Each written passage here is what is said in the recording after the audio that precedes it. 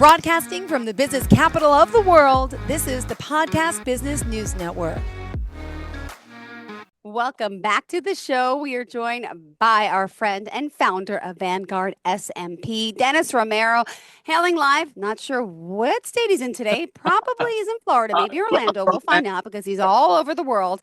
And of course, he's in charge of helping so many with scalp micropigmentation, which is a form of, well, it's a cosmetic tattoo that's helping alleviate bald spots, people with hair loss, people with scars. He's really helping people, like mimicking hair follicles and so much more. So Dennis, let me have you say hello. And where are you hailing from today? I am in Orlando, Florida, and I am the owner of Vanguard SMP, and we are a scalp micropigmentation business that specializes in hair loss solution. Beautiful. Well, pleasure to have you back here. For those that don't know, you also have offices where and opening where? We have Silver Springs, Maryland. We have Vegas. We have Los Gatos. We have Tampa, and hopefully somewhere in South Florida, maybe like Lauderdale. Amazing. Well, we're excited you're back with us. We've gotten to know you on a personal level the past few months, and we're going to continue down this path and talk more about your artistry, your team, and of course, the work that you do. To start off today, did you want to share a story that, about one of your clients or two, about maybe, how it was a little challenging and how you and him or her had to navigate through this experience? Yeah, you're always going to run into clients that pose more of a problem just because of their temperament, right? I had a woman who actually left a bad review for me in spite of me having been completely transparent and honest and what the possible outcomes of treatment could be, right? So she wanted to make it look fuller in the front. She'd been wearing a wig. The wigs from gluing it in the front had weakened the follicles and made it fall out. But she knew this, right? And 4 years later, she left me a bad review, right? And it was because, the hair had fallen out and, but that really wasn't really like our fault. We executed the treatment as it should have been done. But she was just sour because she kept using wigs that made her have further loss that then exposed the work that was supposed to be underneath that hair, right? And so I tried to meet her halfway. I tried her to come in. I was going to, try to help her, but she wasn't having it. She wanted to leave a detailed, review that was actually quite fraudulent because what she was saying was not true. And that's really hard to navigate because you want to not cross a line, right? I would never want to cross a line, but I would want to be straightforward and honest for potential clients who are reading this review to understand that, that's not how it actually went down. So in that position, I actually had to take a very firm position, and I gave her a very firm answer, right? It's like a woman getting, a breast job and not expecting gravity to ever take place, right? Exactly. So, it wasn't really, you know what I'm saying? So you have to find ways as best you can to navigate those types of people. But ultimately, I think if you have a good working relationship with most of your clients, which I do, just inherently, I like to know who they are and I draw them in. It's part of the master strategy, right? So, so that's difficult. You have to deal sometimes with people who are not necessarily all the way there, and you have to just find a way to thread the needle with them sometimes. Well, thank you for sharing that. And did you want to elaborate on any more stories, or do you want to? Okay, go ahead. Wonderful clients, and I've had clients that but those are far few and in between. I've been accused of being part of the mob by a client. I wish I was kidding. I really wish I was kidding. And poisoning them through the needle, it's just, yeah. She skipped her medication that day, I think. But beyond that, most of my clients are fantastic because I've treated people from all walks of life. And I'm a sponge, right? I had a female who, she was on the male circuit, poker circuit, right? And she played professional poker. And, I just love that, she had so much spunk, and she knew she was going into an environment that was hostile, that would underestimate her because she was a female. But just her resilience, you know what I'm saying? I guess you could say I take a lot of inspiration from women. They're like my muses. Oh, that's awesome. I love it. I love it. And we got to meet one of these amazing, powerful women last week, your partner. Yeah. Again, I said before we were out there, she's amazing. What a little spitfire. Wow. What the stories, the two of you together on fire. I love it. Yeah, because she's done the work. You know what I'm saying? She actually has the credentials and the receipts to basically move in any direction she wants, just based on the foundation that she's built on her knowledge of business and government contracting and all sorts of things. She's really just like she's a jack of all like master trades, you know? Awesome. Well, you guys together are just awesome. And I'm glad I got to meet with her, speak with her, and get to know her too. There also is, you mentioned, there's artistic inspiration in a sense, right? And outside of SMP, there's some other artists, right, that may have influenced your work. And right, I mean, you guys are learning from each other at the same time. And how do you incorporate this all together and work together? You mean like other artists that are in the industry? Yes, yes. Well, I'm kind of a lone wolf. I'm a very, by nature, solitary creature. I only invite very few people in. But once you're in, you're screwed. You're stuck, right? You're never going anywhere. True. But most of I take inspiration from other forms of art, right? Like for example, like I'm a very improvisational person, and I don't like to do things in the same way. Hmm. I feel like I'm being stifled if I have to do the same monotonous activity over and over again. So like, I like artists like, let's say like Monet, for example, right? Monet was fantastic because like it just looked like a mangle of messed up dots Hmm. when you're up close to it, right? But at a certain distance, it all comes together. And so, like, so let's say if I take inspiration from Monet, right? Like, my work is very much like that because, like, you would, as I'm putting it together, you would not know what the outcome is actually going to look like. But I have to do Got it. I have to do it my way. Yeah. Oh my goodness, I love it though. But it's and everyone has their own different techniques, right? Even now, the people you're training as well. Everyone's an individual, right? So how does that work with you're teaching people your technique, but everyone's going to vary a little bit, right? Yeah. So okay. So when I'm teaching someone like an introduction to scalp micropigmentation, I'm very cookie cutter because it's better for them, right?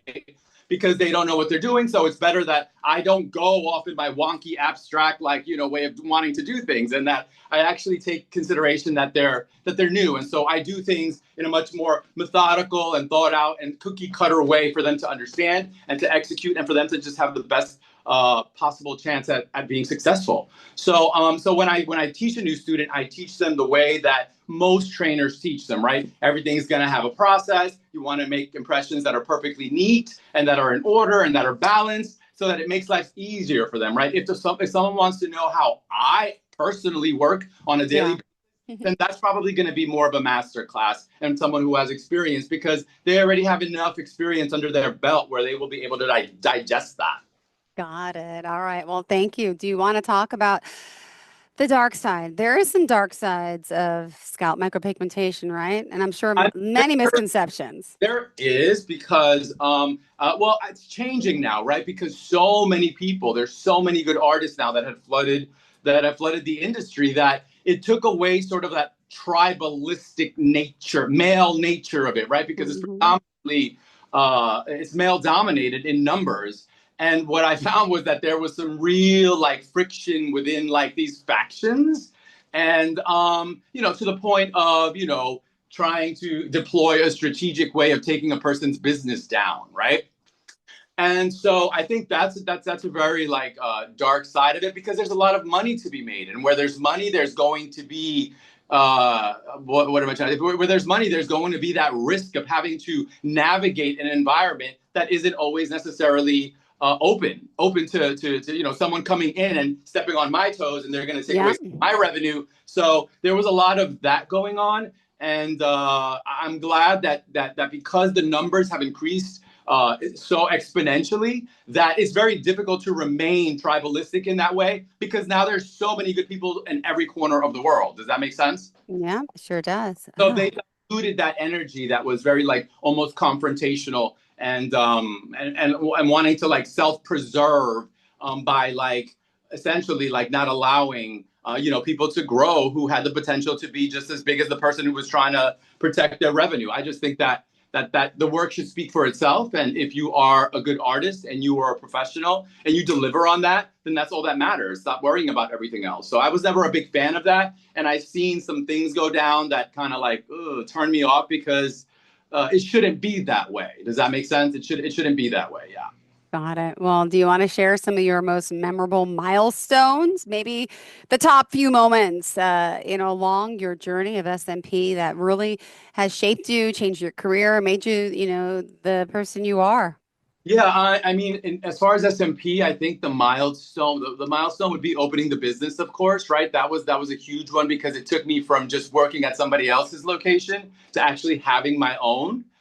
Even though, like, I've aged probably like 20 years on the interior, according to you, but yeah, like that was definitely a milestone because I've always kind of been an artsy fartsy person that likes to kind of like live on the margins of Yeah. and so to come that far away from that sort of world and into a world of structure and into a world of negotiation and all these things that go into business was a big milestone. I'd say that the second biggest milestone was actually winning artist of the year globally in the Bangkok event, and having the people that train me, the person that trained me, which is Fernando Cortez and John Chandler, in the audience, and having that sort of just like full circle moment of like, wow, okay, like 4, 5, 6 years ago, I was just making those first dots, and then like Yeah. I'm in Bangkok accepting the award along with Maeve, Aw. as best in the world, which is quite wow, yeah, wow, yeah. That is pretty amazing. It's quite wow. Awesome.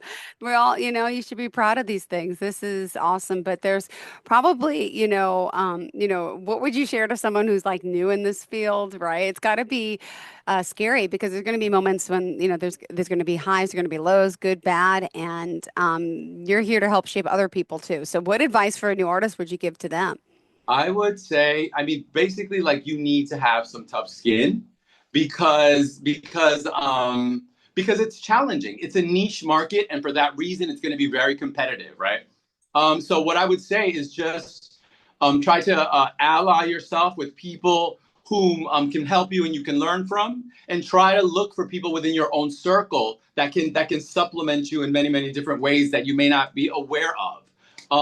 But I would tell them also to be highly organized. If you are like me and a bit of a hippie and you don't want to age 20 years on the interior, then you should structure yourself because it's going to be necessary in the business world. Like, all this artsy fartsy, airy fairy stuff that I love doesn't work in that place, right? So I would just say that you should be prepared to work hard. And if you persevere, and if you're consistent, because that is the main component to being successful in business, it's your consistency. It's not always the smartest people that succeed. It's the people that stick with it on a day in, day out basis and who don't take no for an answer. Those are actually the people who succeed. And amongst them are very intelligent people, but not by default. Yeah. Very true. All right. Well, what else did you want to share about them? Any other advice before we move on into community and collaboration? I would say any other advice, just stay true to who you are and do it and learn, but don't be afraid to use a springboard and do it your way. Find out what works for you. You know what I'm saying? Like, do it your way every time, all the time. I love it. Perfect. All right, let's move on and let's talk a little bit about the importance of community support and people backing, you up and supporting each other all as SMP artists. Could you share some maybe collaborative experiences that really have, stood out to you? Yeah, I think obviously the most obvious collaborative combination would be me and Benea. I think that's just one of the things. That's something that just like the stars align just right for us to kind of work together and be as close as we are and work as well as we do in business. But it's important that you definitely not completely isolate yourself, Yeah. because like I said, I'm kind of a lone wolf. I like that, right? I just prefer that. I like to do it my way. But at the same time, I have very key people that play very crucial roles, for me, like my sister, like Benea, like John that handles my calls, and other people that in the past have helped me because nobody really gets anywhere on their own, right? Nobody really gets anywhere on their own. And I wanted to actually like circle back to the first question because you had asked me about a client story, and this was Yes. one that actually like blew my mind because I was working on this man in Naples. And Mick is his name, and he's very much gangster, like, right? He's from Jersey. He's gangster.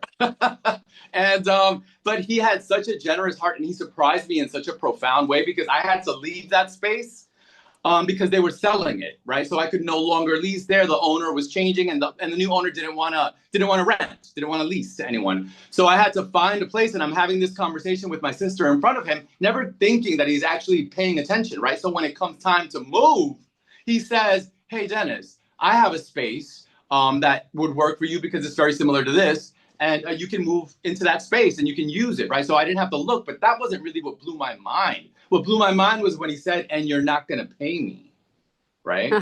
So he move into his commercial space and not pay him a single dime of rent. Even as I was like, why? Why would you?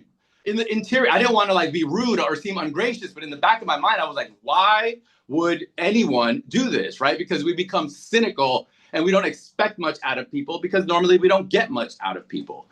But like that level of generosity and then speaking to him on it and actually meeting him for dinner and asking him, I just need to know why. Why would you?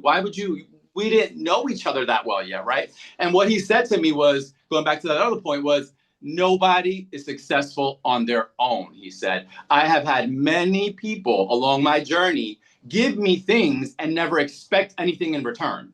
And then now it's my time to pay that forward, right? So yeah, to say that I've had some pretty like amazing clients that are just like kind and generous people is an understatement. Yeah. Beautiful. Thank you for sharing. All right, we have just a few minutes left. Let's move on over and talk a little bit about the future. What's happening in your field and where do you see it heading and, and changing, right? Because over the years, you told me before, I mean, things have changed, right? Obviously. The types of product you're using, the more longevity it has, but overall the technique has kind of been the same, right? Is there any changes that you're predicting in the next like 5 to 10 years that are really going to be like, wow, or we're just gonna have to wait? Right. Well, there's everything innovates, everything changes, evolves. I think what's going to basically continue to change is just the accuracy with which people are able to execute something that looks as real as possible. And I also think that, like I said, like the influx of so many different people in so many different countries, and the influx of women has also been really, really, really fantastic because it used to be almost like 99.9% males that worked as technicians at SMP. And I think that was some of the testy testosterone situation that was going on. You know what I'm saying? And to have females who are just as good as the guys, I think is beneficial because there's more numbers and just because females bring a different dynamic to the whole equation. Absolutely. Thank you so much. And we only have 2 more minutes left of the show. So how did you want to leave off? I would just leave off with, like, since we've been talking about business, I would just tell the students again and reinforce them to seek proper training and to seek a trainer that they feel they can communicate well with, because even though we're teaching people how to make dots, it's actually, there's a lot more to it than that. And you want to be with someone whom you feel comfortable, whom you can exchange with, and whom you feel will hold your hand in the weeks coming forward. And then if you do that, that's the first step you can take to actually having a successful run at scalp micropigmentation. Beautifully said. All right. Thank you so much, Dennis. Always a pleasure having you here. Always. Thank you so much. How can we reach out to you? Vanguard SMP across all social media platforms, and www.vanguardsmp is the website. Check us out. And yeah, pull the trigger. All right. Sounds good. Thanks so much. Have a great day and looking forward to our next conversation. Enjoy, everyone. Reach out. Bye.